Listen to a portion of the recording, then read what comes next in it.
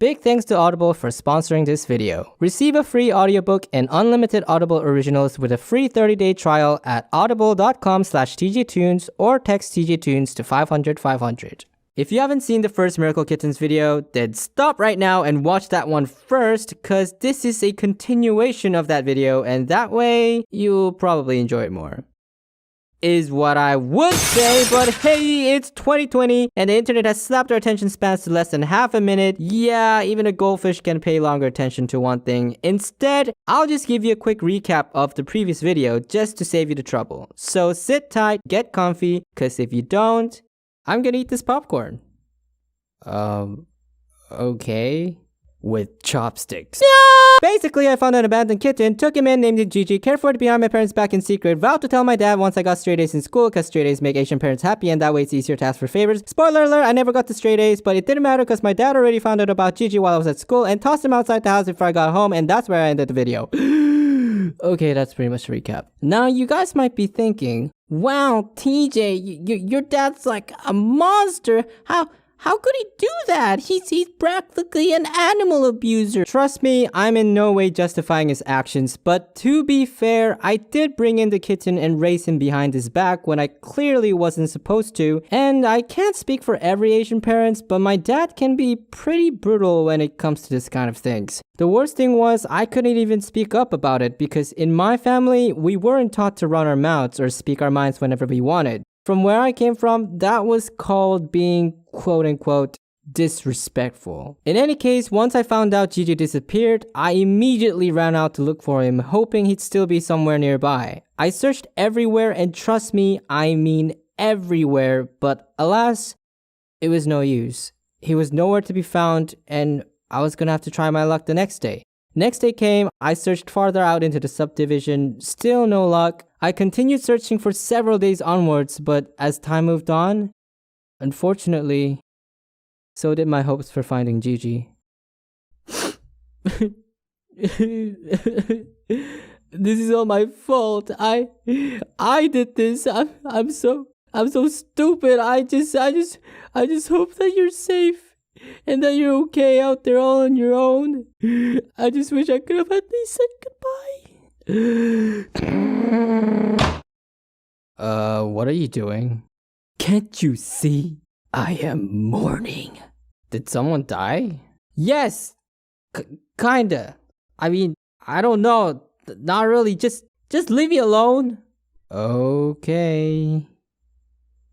By the way, your cat is back. What? Yup, believe it or not, this tiny little kitten came back all on its own without any third-party assistance, and I could not be more amazed and relieved. Having lost Gigi once made me realize that life without him was just too dull, too empty, too dang miserable, and I didn't want to lose him ever again.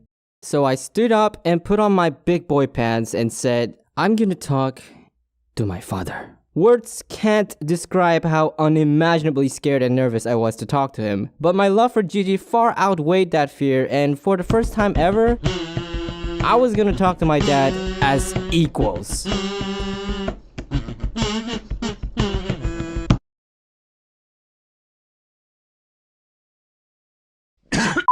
Speak. Do you have to hold that bat while we talk? Speak. Right. Well, you see, the kitten came back, and I thought maybe I could take this opportunity to, come up to you and properly ask your permission this time in letting me keep him? Tell me, son, this kitten, can it contribute into helping you get good grades in school? No. Can it get you into an Ivy League university? No. Can it help you become the first ever Asian president of the United States of America? What? But I'm not even American. Can it? No. Then you know my answer. But? Nothing, sir. Good. You have until tomorrow morning. Make sure you settle any attachments you have for this critter. Yes, father. And so I walked out of that room feeling helpless and defeated. Yeah, it wasn't much of a conversation, to be honest. In my household, my father was the don of the family. His words were practically law, and going against it meant severe punishments. They ask you how you are, you just have to say that you're fine when you're not really fine. From then on, there was nothing I could do. I had to say goodbye to Gigi. Forever.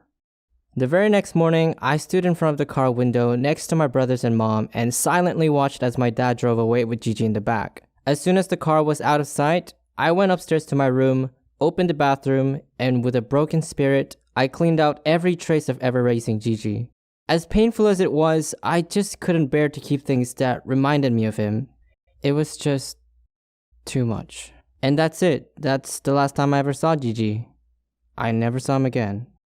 Wait. You serious? That's how the story ends? You know how long we waited for this video and this is what we get? Unsubscribe? Until one day, after almost a month later, my family and I got back home from church when suddenly I heard a very distinct familiar feline noise in one of the bushes outside our gate. And guess who it was? Gigi? Is that you? Oh, hey. You come here often? Gigi! That's right, he actually came back for the second freaking time. Like, what? On the day my dad drove off with Gigi, he was out for about 30 minutes, in which, according to the simple law of time and distance, the location my dad placed Gigi must be exactly 15 or so minutes away from our house. Now, if my math is correct, assuming that he drove around 10 miles per hour from what I saw, he must have at least covered 2.5 miles with the amount of time he was given. So what does this all mean? It means there's absolutely freaking no way this kitten could have returned back to our house in any way possible. Unless he was an alien. Or just really smart. Anyway, we were all at a loss for words, but the one who was most surprised out of any of us was none other than my dad. But how? Meow. Dad, please, let me just... This kitten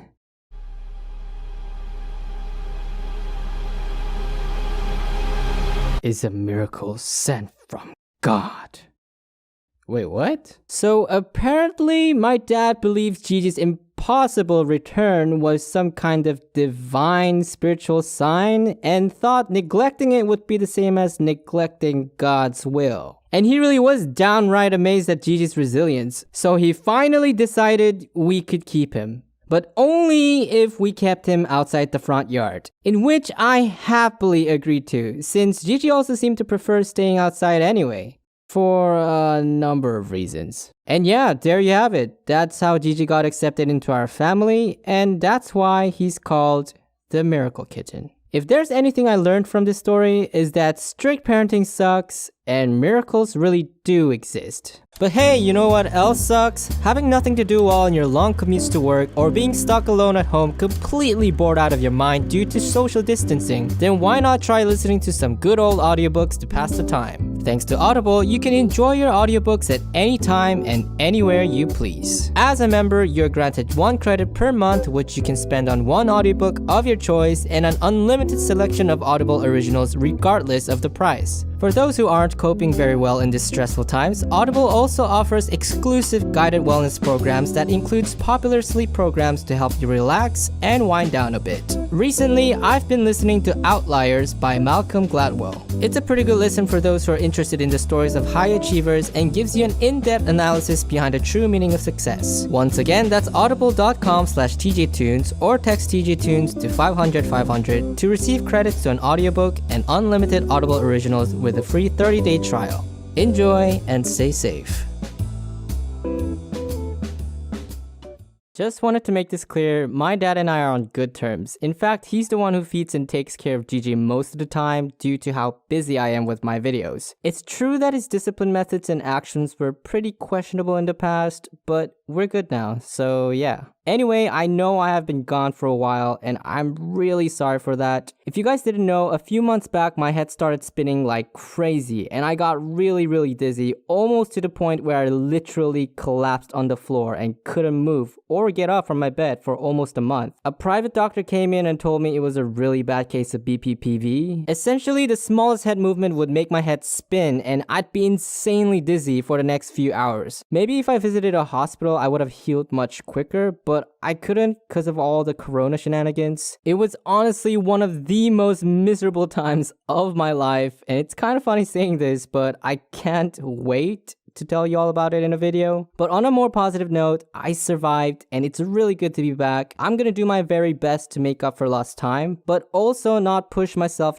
too much to the point of collapsing again. So expect another upload very soon. Thank you guys so much for watching. This end card is getting pretty long, so I'm gonna go now. Stay tuned and I'll see you guys later. Did you say goodbye? Say goodbye.